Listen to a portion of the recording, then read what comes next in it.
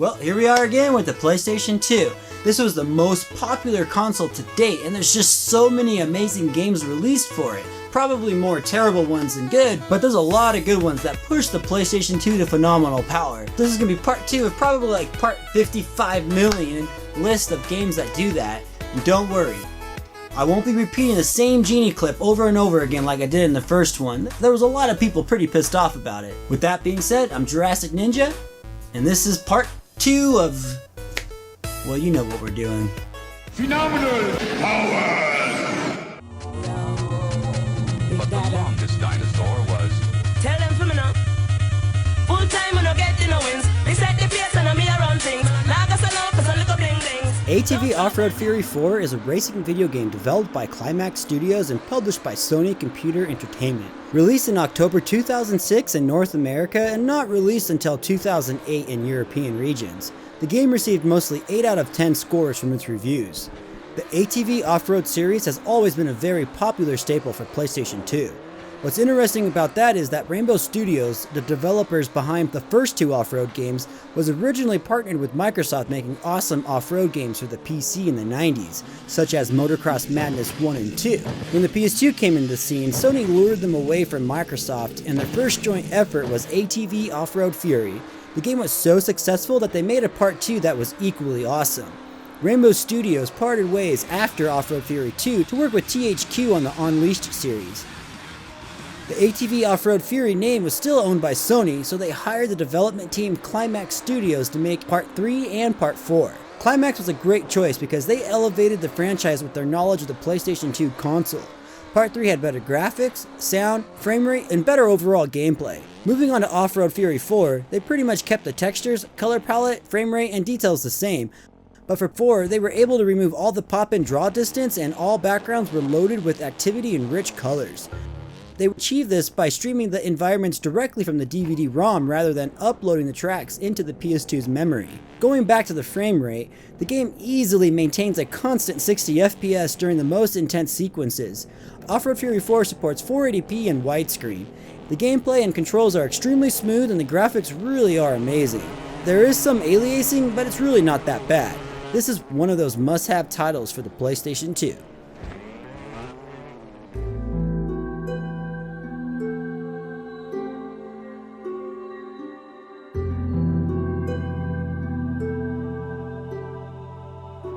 This one is a game I got dragged out of my room and beat to a pulp for not including in my last PS2 list. I'm sorry, it'll be part 2. I promise.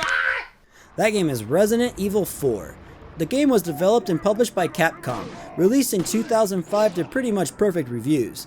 This was the second version of the game released, with the GameCube one being the first. Also, the PS2 supported full anamorphic 16:9 widescreen, where the GameCube was just letterbox. The PlayStation 2 was the first one to include the Separate Ways expansion, which provides hours of great fun. The frame rate is around 30 to 45 FPS. I've read various sources stating 30 and others saying 45 frames. My software is registering 30 to 45 and I can't find any other videos displaying the FPS, so I'm going to stick with 30 to 45 frames per second. The story of Part 4 takes place 6 years after the events of Resident Evil 2. You play as Leon, a police officer from Raccoon City who is now a US government agent. He's sent on a mission to rescue the keep your mouth shut and shut the hell up already Ashley Graham, Wait here. US President's daughter. Leon! Leon! Leon! Leon! But seriously, she is freaking annoying. I do get real deep in the development of Resident Evil 4 and compare every single version that currently exists in my side-by-side episode. Check it out, it's awesome. It's awesome. The game looks incredible on the PS2. The dry, gritty graphics are amazing and the controls are perfect. It runs at 480p just as a Cube version. I know the graphics on the GameCube are better, but at least for me, I prefer the PlayStation 2's controls. They just feel more smooth and I enjoy the layout more. It's a great game to have.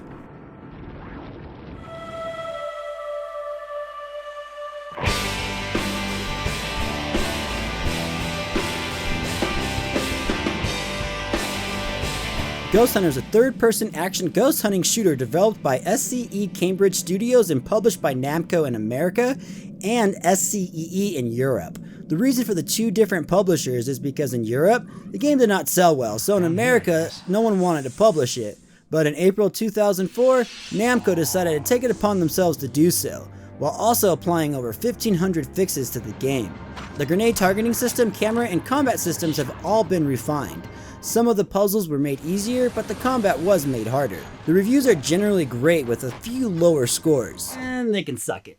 The game feels like a more hardcore Luigi's Mansion clone. Instead of a ray gun and backpack, you have a grenade you throw that absorbs the ghost. The gameplay is actually pretty fun and engaging, but the levels are very linear and easy to navigate. That isn't really a bad thing though, as some great games are the same way, like God of War. In Ghost Hunters, just as in God of War, you do have to figure out lots of puzzles along the way to keep you guessing. Combat is pretty fun. When you first encounter a ghost, you must first shoot it up before you can capture it. Oh, wait, wrong game.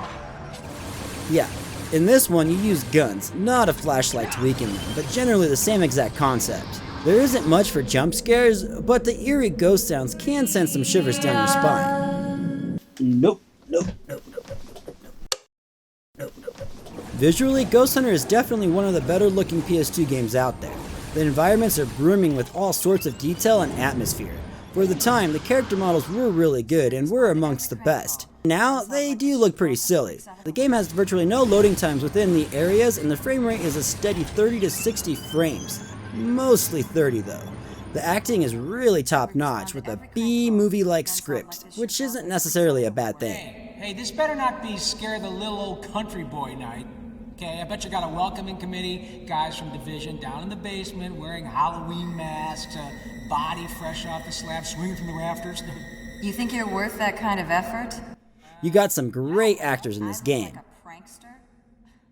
It offers 480p and widescreen support. It's a very impressive looking game, and the water effects remind me a lot of the water from Baldur's Gate Dark Alliance. That's some great looking water right there. The sheets hanging down have some awesome physics. This reminds me of the first time I saw the effect in the Splinter Cell games. It blew me away. Still kinda does.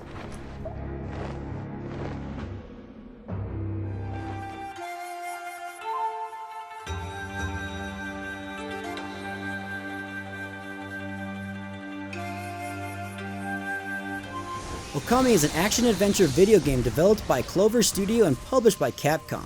Released in 2006 with pretty much perfect reviews. You control Amaterasu, a badass white wolf. Mikami is set sometime in classical Japanese history. The game combines several Japanese mythologies and folklore to describe the game's story of how the land was saved from darkness by this majestic beast Amaterasu, the Shinto sun goddess who took the form of a white wolf with celestial markings covering her fur. Just looking at this game, you can just see how visually stunning, original, and flawlessly executed it is. The parts of the game that are covered with dark, evil fog are not pleasing to the eye at first, but when Amaterasu does her thing, the fog disperses into a flourish of lush vegetation. It's a thing of beauty. Playing this game is literally playing art. Every scene of this game is bleeding of ink. Shoot, you even have awesome puzzles to solve using a paintbrush. It's a genius idea. This game runs at a constant 30 frames per second. Some people call it a Zelda clone. Well, I call it its own thing. It's a beautiful game and a must-own.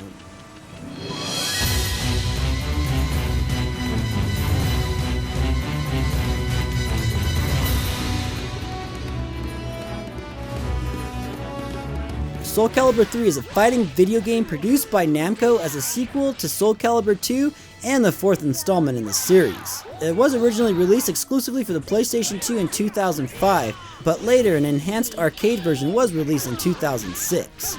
But we're just gonna stick with the PS2 one here.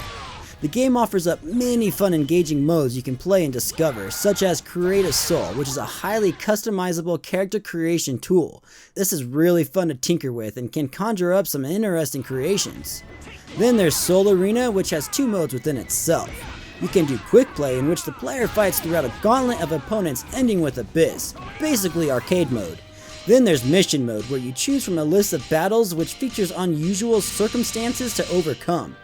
Another mode is Tales of Souls, which is a very interactive single-player experience that takes the player on a journey around the world searching the soul edge. The player is given options to choose what path a character takes. There's Chronicles of the Sword, a separate storyline from the main Souls series. You create your own character to play as and go through a series of battles with RPG elements, such as leveling up your skills. You get nearly every character from the Souls series in this game except 5. Well, 8 if you include the console exclusives from Part 2. The graphics in Soul Calibur 3 are incredible to look at. It's amazing how they were able to make such a stunning game on the PS2's limited memory. The scenery is gorgeous and all the stages are unique and full of detail. The character models are top notch with awesome muscle physics that allow for body jiggles. Damn! The game runs at an incredible 60 frames per second without skipping a beat. The soundtrack is stunning and the combat is fun and engaging. I don't know if it's better than Part 2, but it's still a very solid fighter.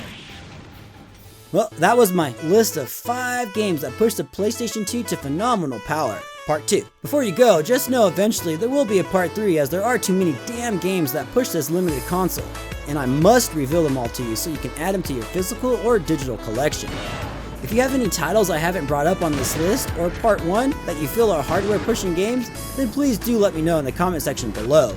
I'll be sure to ignore anyone who puts in a game that I hate though. Nah, just kidding. Well, I'm Jurassic Ninja and you all have been the best fans a man can ask for.